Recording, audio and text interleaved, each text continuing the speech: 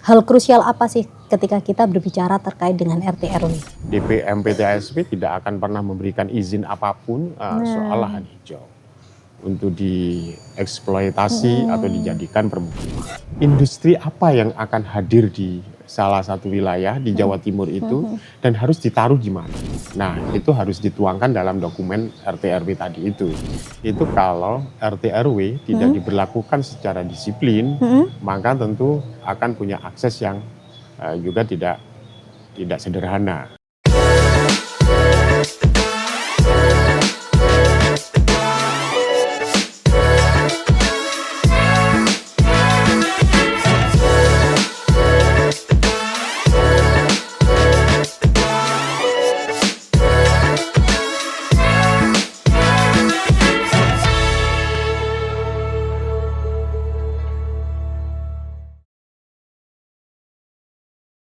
Selamat datang di podcast Ngode, Ngobrol Bareng Dewan.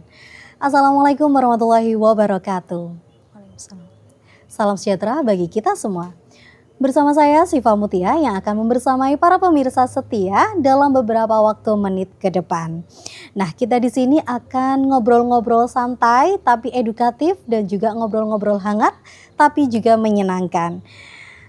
Nah, di sini pada hari ini ada isu yang menarik ketika kita membahas terkait dengan penerapan RT RW dalam berbagai pembangunan di Jawa Timur.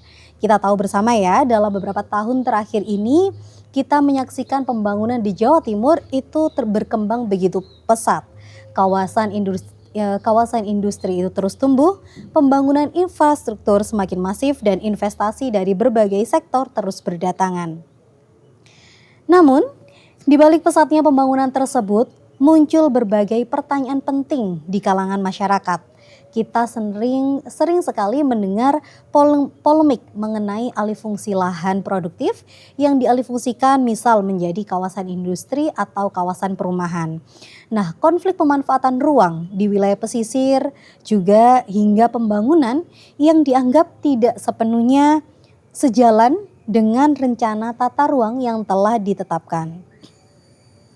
Sebagian pihak itu melihat bahwa pembangunan itu bisa menjadi sebagai peluang yang sangat besar bagi pertumbuhan ekonomi daerah. Namun di sisi lain, tidak sedikit masyarakat yang khawatir terhadap dampak yang terjadi di lingkungan, berkurangnya ruang hidup, serta potensi konflik pemanfaatan lahan itu tadi. Nah, disinilah peran dari rencana tata ruang wilayah atau RT RW itu menjadi sangat krusial. Nah, kita tahu bersama bahwa RT RW ini seharusnya menjadi pedoman yang utama dalam menentukan arah pembangunan, memastikan bahwa setiap pembangunan itu tadi tidak hanya mengejar pertumbuhan ekonomi, tetapi juga menjaga keseimbangan antara kepentingan masyarakat, keberlanjutan lingkungan, dan masa depan wilayah itu sendiri. Kemudian pertanyaan yang timbul adalah sejauh mana sih RT RW ini benar-benar menjadi rujukan dalam pembangunan di Jawa Timur? Apakah implementasinya sudah berjalan sesuai dengan perencanaan yang ada? Atau justru masih menghadapi berbagai tantangan di lapangannya?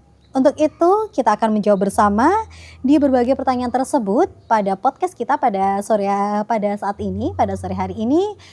Saya tidak sendiri, saya bersama dengan anggota Komisi D DPRD Provinsi Jawa Timur, Bapak Haji Anang Ahmad Syaifuddin. Ya. Assalamualaikum Bapak. Waalaikumsalam warahmatullahi wabarakatuh. Bagaimana kabarnya Pak? Alhamdulillah wa syukurillah. Sehat ya Pak? Alhamdulillah. Alhamdulillah. Ya. Kegiatannya padat Pak? Lumayan. Lumayan. Apalagi nih ada banyak kegiatan yang memang harus dihadiri terutama di dapil. Tentu antara kesehatan juga harus terseimbangi dengan baik ya Pak ya. Betul. Ya, konsumsi madu, menjaga pola makan. Kita kan kadang kemudian disiplin. Waktunya sarapan ya sarapan, waktunya makan siang ya makan siang, begitu ya. Waktunya ngopi ya ngopi. Tidak lupa berarti ya Pak ya. Iya. Karena katanya kalau nggak ngopi nggak fresh ya Pak ya. Betul. Nggih, para pemirsa, Bapak Anang ini, Bapak Haji Anang Ahmad Syaifuddin yang saat ini di anggota Komisi D ya Pak ya? Komisi D. Di Komisi D DPRD Provinsi Jawa Timur. Beliau ini kalau di daerahnya di Kabupaten Lumajang, beliau ini adalah tokoh yang nyentrik. Begitu kata orang. Nah, nyentriknya adalah begini Pak. Yang menjadi penasaran kita kan panjenengan ini berangkat dari santri nggih Pak nggih. Ya, Katanya betul. dari santri. Nah, santri ini kan kalau dibilang itu jauh dari kata non politik, nggak mau politik. Nah, lantas kenapa Bapak mau terjun di dunia politik, Pak? Iya, ya cita-citanya sih jadi kiai. Ngoten nggih, Pak. Tapi jadi kiai kan juga rumit, susah kan gitu. Nggih, Pak. Harus paham pengetahuan Islam dari hulu hingga hilir, bisa menjelaskan segala hal dan menyelesaikan seluruh problem-problem persoalan keislaman. Saya pikir sangat rumit. Maka prinsip hidup kita itu kan ya khairun nas anfa'uhum linnas. Bisa bermanfaat sebaik-baiknya dan sebanyak-banyaknya untuk sesama. Nah, mungkin pilihan setelah cita-cita jadi kiai ya jadi politisi. Karena apa hari ini yang tidak ditentukan oleh politik, hampir semua ditentukan oleh kebijakan politik. Harga cabai aja ditentukan oleh kebijakan politik. Geopolitik aja, yang hari ini mulai agak rumit antara Iran, kemudian ini kan juga bagian dari politik. Nah, saya pikir dengan duduk sebagai anggota DPR melalui partai, melalui pemilihan legislatif, saya pikir saya bisa memperhatikan pesantren, saya bisa memperhatikan aspirasi kaum santri untuk bisa dibawa menjadi satu kebijakan pemerintah Provinsi Jawa Timur. Luar biasa.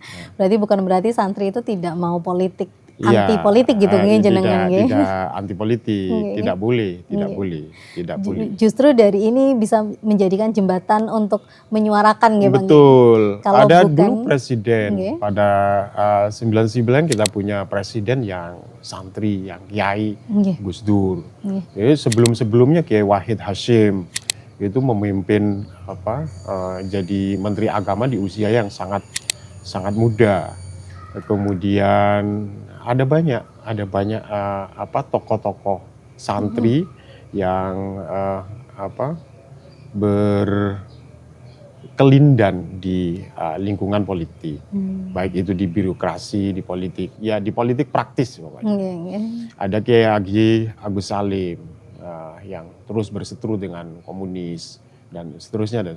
Ada banyak tokoh-tokoh pasca kemerdekaan itu yang mulai dari pra kemerdekaan sampai pasca kemerdekaan, saya pikir ini berkecimpung di politik praktis.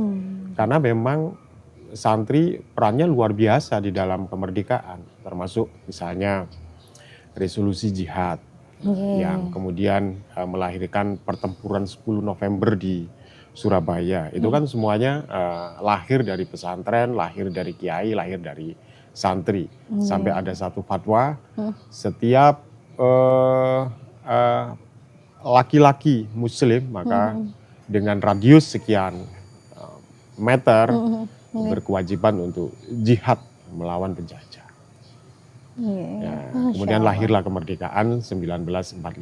17 Agustus 1945. Dan maka terus sampai saat santri ini. ya harus mengisi ruang-ruang ini, ruang-ruang politik ini untuk terus menjaga semangat kemerdekaan, semangat reformasi, dan semangat untuk terus membangun, untuk terus maslahah untuk masyarakat Jawa Timur. Indonesia tentu pada umumnya. Jadi motivasi awalnya menjadi kiai nggih. Iya, tapi kan rumit. Kudu iso maca kitab kuning sih Pak, harus ini kan wah belajar nahwu, belajar belajar sembarang kalian nggih. Sembarang kali ya. Filsafat Fikih, nggih. kayaknya Permasalahan agama harus bisa berarti nggih. Iya, harus bisa. Nggih. Akhirnya member dikit ya sudahlah di DPRD sama-sama menyuarakan. Mungkin sama-sama bermanfaat. Sama-sama bermanfaatnya. Nggih. Nah, ketika tidak bisa bermanfaat secara akademik, paling tidak bisa paling tidak menjadi bagian dari keterpengaruhan kebijakan pemerintah Provinsi Jawa Timur. Luar biasa. Nah, ini berbicara kebermanfaatan. Salah satu kebermanfaatan dari anggota DPRD. Oh iya, Siva sendiri pernah nyantri ya? Saya pernah. Pernah. Di mana? Saya di Mojokerto, santrinya Kiai Haji Asep Syaifuddin Halim. Oh ya di apa namanya? Amanatul Ummah. Oh, Amanatul Ummah. Cuman tidak selama jenengan. Gitu ya? Saya modelnya cuman mungkin nyoba-nyoba ngoten gitu. Iya, Tapi kok enak ya, terus sudah. Gitu. Tapi cuma 3 tahun saja, Pak. 3 tahun, wah itu luar biasa. Sama di Lumajang sini juga 2 tahunnya. Di Al-Mustaqimiyah. Oh nggih, Gus Nawawi. Nggih, leres. Itu mendukung saya itu waktu pilek. Oh nggih, luar biasa. Tapi silaturahmi tetap saling terjaga. Terus selalu terjaga, tersambung dengan kiai, dengan para masayikh, dengan pengasuh pondok pesantren, dengan gus-gus muda. Biasanya gus-gus muda ya kalau kita ngopi ngopi semutnya, kadang di rumah, di mana, di tepi pantai gitu bisa sampai dini hari. Oh luar biasa. Nggih, karena dengar-dengar memang salah satu pilar dari negara itu adalah menjaga silaturahmi dengan para kiai. Betul. Doanya, kemudian kiai-kiai yang dengan tulus mengajar, mendidik generasi bangsa dari bangun tidur sampai mau tidur lagi gitu, sampai mulai pagi, mulai sebelum subuh sampai dini hari, itu luar biasa. Kalau kita siklus kehidupan di dalam pesantren itu kan bagaimana pesantren menempa santri itu kan luar biasa. Menempa di bidang keilmuan, kedisiplinan, kemudian juga kemandirian. Karena itu sangat penting. Nah, taruh misalnya Tiongkok bisa seperti hari ini karena ya Deng Xiaoping waktu itu memperketat disiplin tadi itu. Memperketat, pokoknya satu wilayah yang tidak bisa dibangun sesuatu ya nggak boleh. Soal tata ruang misalnya yang akan kita obrolkan sore hari ini. Nah itu seperti itu, sehingga Tiongkok hari ini wilayahnya, negaranya, pembangunannya begitu tertata sedemikian. Berarti memang peran dari adanya perencanaan RT RW ini sangat berpengaruh. Iya, dan disiplin benar untuk memperlakukan itu. Nah ini ada banyak. Untuk saat ini ada isu menarik ketika kita membahas tentang perencanaan RT RW itu bagaimana kan saat ini sudah tidak adanya larangan yang lahan-lahan produktif itu untuk tidak boleh lagi untuk dijadikan sebagai lahan perumahan misalnya pemukiman perumahan. Menurut panjenengan sendiri sebagai anggota DPRD Provinsi Jawa Timur, nah hal krusial apa sih ketika kita berbicara terkait dengan RT RW? Iya. Itu di antara salah satu ekses dari masih terjadi disparitas pembangunan di Jawa Timur itu terjadi. Sehingga mobilisasi urbanisasi itu terjadi di kota-kota besar.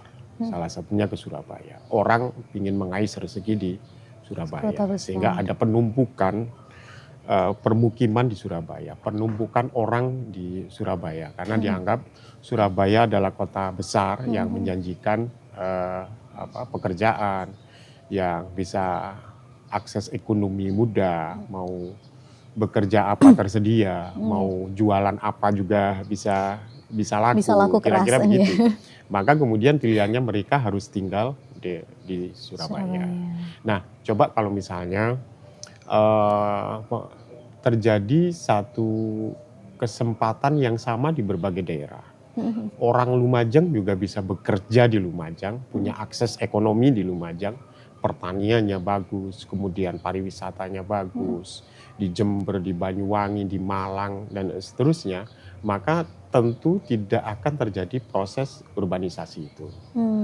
Taruh yang paling parah hari ini kan di Jepang. Desa di Jepang sepi banget begitu kan, sampai kayak satu desa mati. Nah, kalau Indonesia misalnya, kalau Jawa Timur terus berdampak begini, maka tentu akan terjadi sama halnya dengan di Jepang. Nah, oleh karena itu maka tidak boleh ada kesenjangan pembangunan antar wilayah.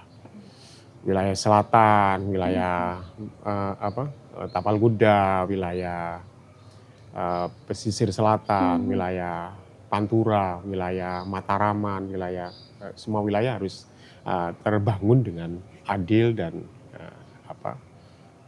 sama rata. Nah ini RT RW sendiri itu kan, RT RW provinsi itu adalah dokumen yang diprosesnya adalah perencanaan selama 20 tahun sekali. 20 tahun sekali, iya. Nah untuk saat ini apakah kemudian itu sudah berjalan dengan baik ataukah itu justru keluar dari perencanaan jika seperti itu? Iya, hampir seluruh wilayah misalnya. Taruh satu misal saja, warisannya Belanda saja, tempat kereta api hari ini kan sudah menjadi permukiman, menjadi tempat usaha, menjadi ruko. Itu di mana-mana terjadi seperti itu. Padahal seharusnya itu kan lintasan kereta api yang warisan yang mestinya taruh kalau bukan warisan, itu hak kita sebagai warga negara Indonesia yang mestinya harus kita lanjutkan.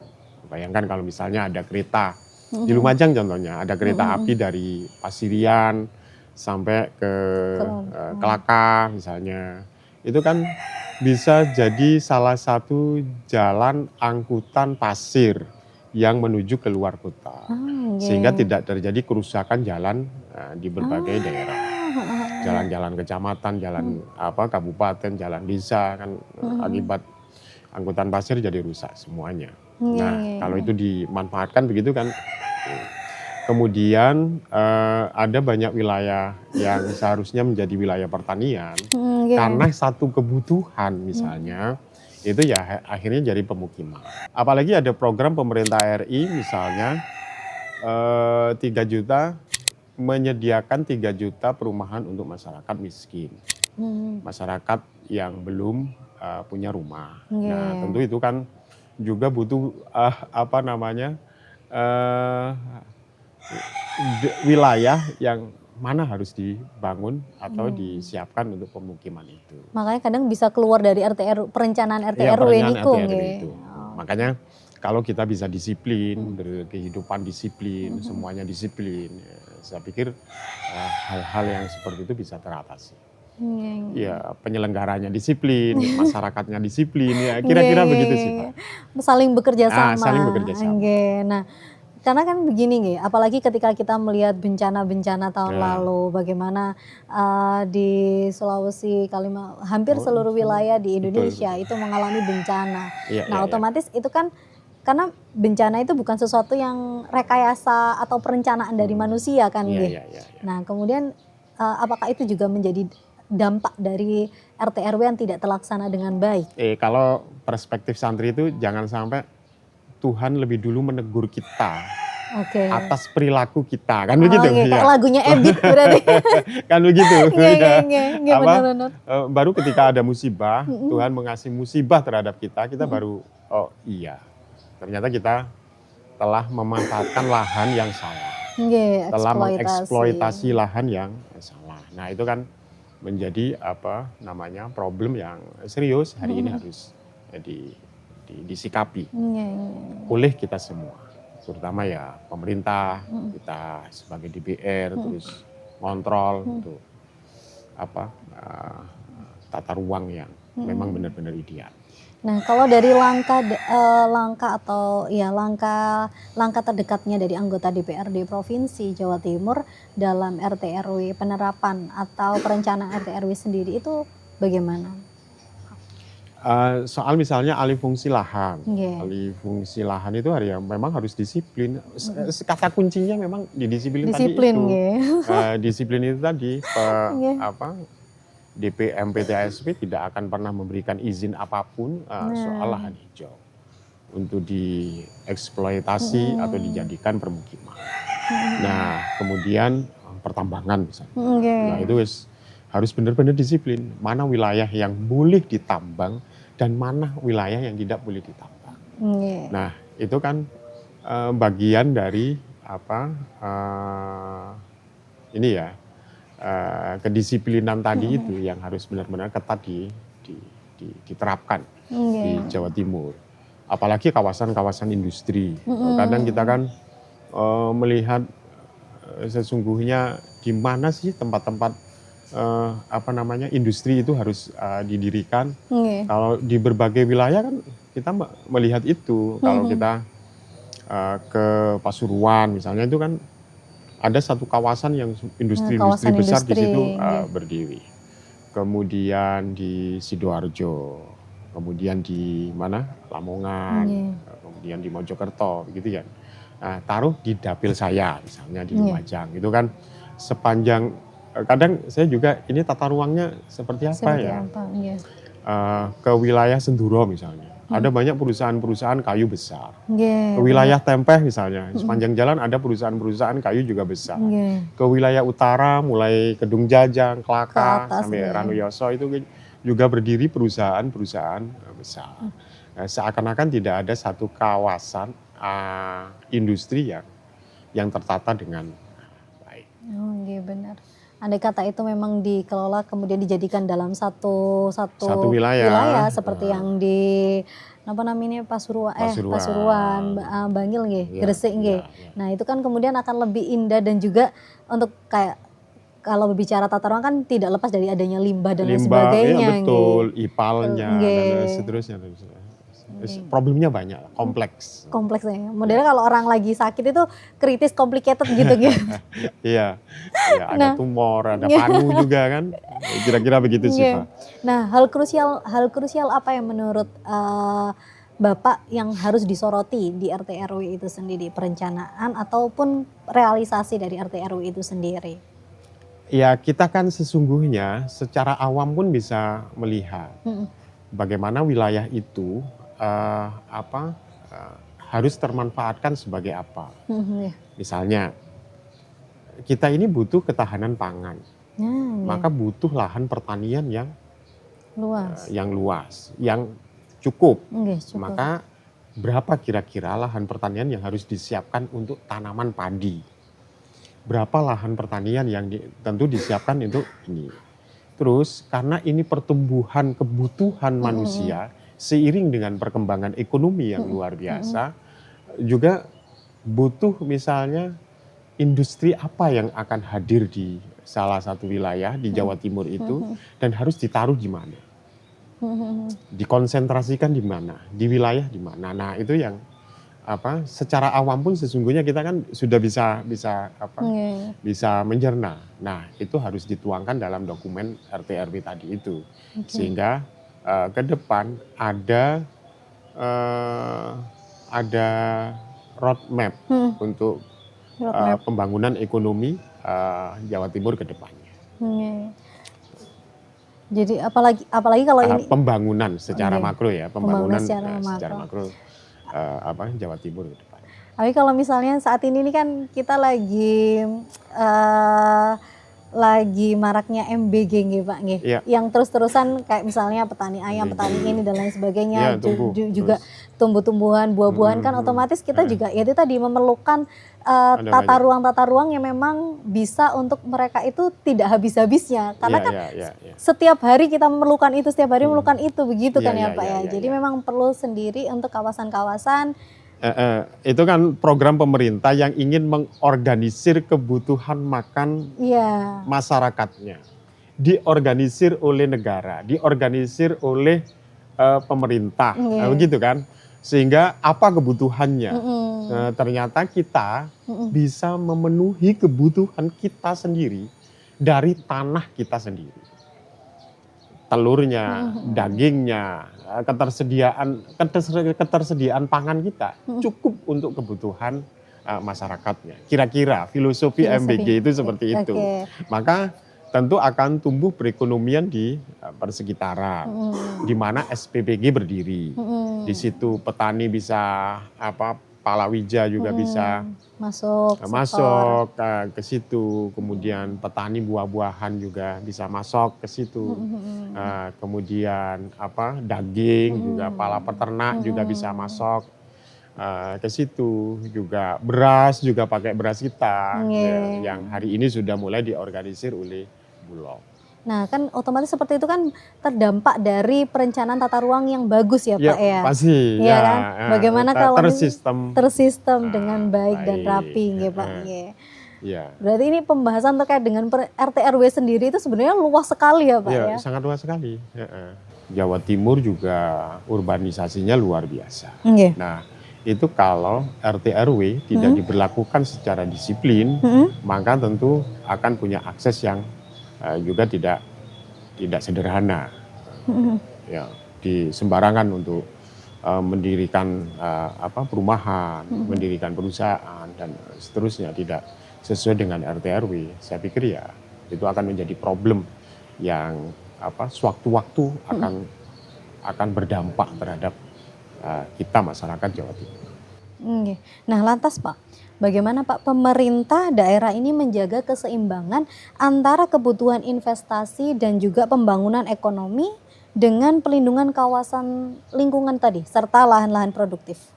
Nah, ya makanya itu kita kan sesungguhnya kan sudah bisa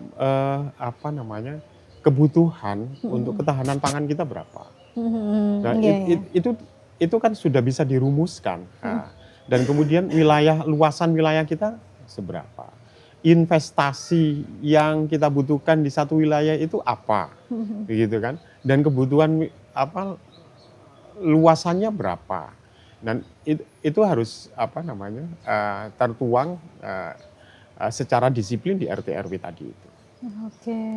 Perencanaan yang dilakukan 20 tahun 20 sekali. tahun, karena 20 tahun. Iya.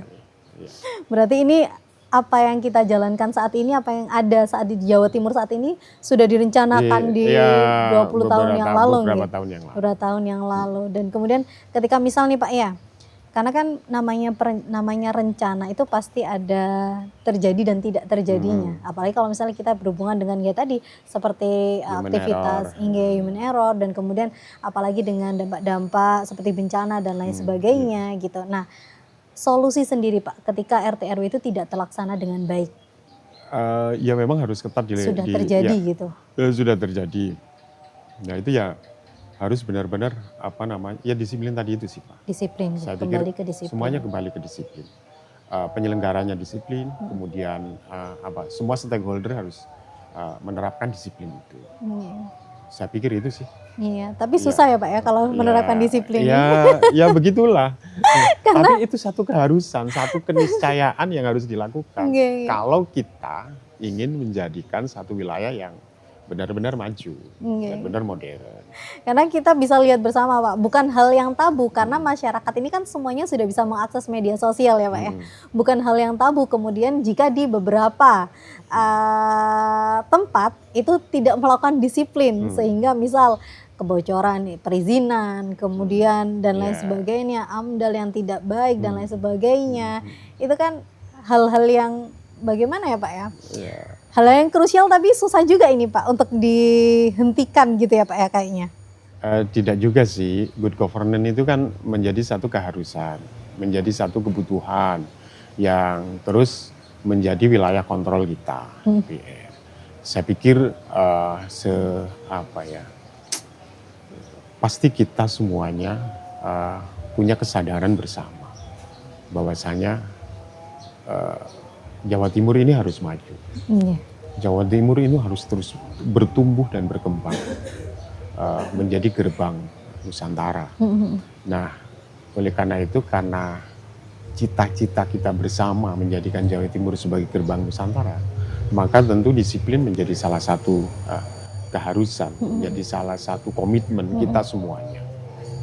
baik itu penyelenggaranya maupun kita masyarakatnya. Ya kalau misalnya satu wilayah sudah tidak boleh ditempati satu kawasan industri ya tidak usah dipaksakan untuk izin. Cari yang memang benar-benar sesuai dengan RT RW. Perizinan yang benar gitu ya Pak. Nah kalau dari Dapil Panjenengan sendiri, Lumajang Jember nggih Pak nggih. Iya. Nah hal krusial atau ada tidak yang harus di note atau yang harus di reminder, yang harus diingat bersama terkait dengan RT RW-nya, pelaksanaannya? Saya ini sih saya agak lupa ya data tentang RT RW Kabupaten Lumajang. Tapi tentu ada pengembangan kawasan wilayah. Taruh misalnya dulu zaman Pak Fauzi misalnya ada kawasan Wonorejo Terpadu. Misalnya KWT yang kemudian keberlanjutannya tidak terjadi keberlanjutan. Karena kadang kan begini, ganti pemimpin, ganti konsep, juga ganti strategi pembangunan juga. Kayak hari ini misalnya presidennya Pak Prabowo, strategi pembangunannya berbeda. Maka semua OPD, semua pemerintah daerah sampai ke kepala desa harus bisa mengetatkan anggaran, bisa menerima efisiensi yang sedemikian rupa.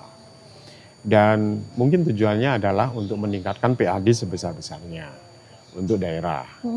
Nah, ini kondisi yang kompetitif antar wilayah itu harus diciptakan, dirangsang, distimulasi. Apa misalnya Lumajang yang menjadi ikon wisatanya, kemudian Banyuwangi, Jember, Kediri, Jombang, Ngawi, semua kawasan itu menjadi kompetitif untuk saling meningkatkan pendapatan asli daerahnya. Berarti kira-kira begitu, perabaan saya begitu. Menurut keyakinan atau kalau yang sering saya sampaikan itu, kepala daerah itu kan hari ini dituntut untuk seperti sirkus, mengayuh sepeda di atas satu ban itu loh, mengayuh pedal di atas satu ban dan di atas tali juga di atas gitu. Itu kan tidak sederhana. Nah, kita hari ini dituntut itu. Tapi nyatanya ada yang bisa, gitu kan? Nah, kita disuruh dituntut meniru yang bisa itu. Hari ini yang mungkin yang bisa Jawa Barat, kalau di tingkat provinsi ya bisa melakukan itu. Kira-kira Jawa Timur ya kayak Jawa Barat ngono kuwi ya. Harus dituntut seperti itu menjadi role model ya, tanpa provinsi melihat yang lain ya kira-kira begitulah, kira-kira begitu. Nah, sing iko iso, kenapa kita tidak? Padahal tentunya dalam setiap daerah ini kan punya masing-masing tantangannya yang berbeda. Tantangan gitu, yang berbeda, tentu dan strategi peluang pembangunan juga yang berbeda. Iya, baik Pak. Nah, kemudian Pak, ini kan agar kita semua dapat mengingat bersama nggih Pak nggih. Hal penting atau mungkin Bapak bisa berpesan kepada kita semua hal penting apa dari kita sebagai seorang masyarakat ya Pak ya. Karena kita kan tidak semuanya yang di sini kan adalah pemangku kebijakan nih. Tentunya kita berangkat dari masyarakat sendiri. Nah, sebagai masyarakat langkah apa sih Pak yang perlu kita lakukan agar bisa membantu atau kita bisa menyeimbangi kebijakan kinerja dari pemerintah terkait dengan RT RW? Karena kan tadi butuh kolaborasi yang seimbang antara masyarakat dengan pemerintah gitu. Nah, untuk partisipasi masyarakat publik. sendiri, Partisipasi publik itu satu keharusan sifat. Karena tangan pemerintah, tangan kita, para penyelenggara ini tidak cukup untuk memeluk gunung. Nah, kalau ada pepatah, maksud hati ingin memeluk gunung, apalah daya tangan tak sampai. Nah, tangan yang tidak sampai itu harus disambung dengan partisipasi publik. Nah, karena itu yang menjadi motor pembangunan bisa seperti bola salju itu, terus menggelinding dan terus membesar. Jadi satu kebijakan legasinya itu bisa dirasakan ketika itu terus berkelanjutan dan terus menjadi disambut oleh masyarakat. Nah, saya pikir itu, dan yang terpenting adalah kita semua harus menerapkan disiplin tadi.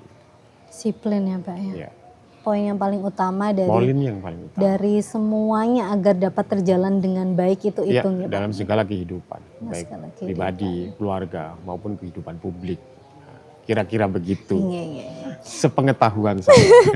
Kalau katanya ini tuh menurut keyakinan saya gitu katanya Pak. Iya, baik Pak, kita ini tidak terasa Pak ya, kita berbicara tentang RT RW ini menjadi perbincangan yang sangat menarik karena ini adalah isu-isu di sekitar kita. Iya, tapi saya miskin data ya. Ini mohon maaf kalau misalnya ada data yang saya utarakan kemudian salah gitu ya. Mohon dikoreksi juga. Mohon dikoreksi, iya, nggak apa-apa Pak. Karena ini kan ya itu tadi, ini menurut sepemahaman, karena manusia kan tempat pemahamannya kan hanya keterbatasan ya Pak. Nah ya itu tadi misalnya ada yang salah ataupun ada yang kurang ya itu menjadi kita pembelajaran bersama ngoten kan nggih Pak nggih.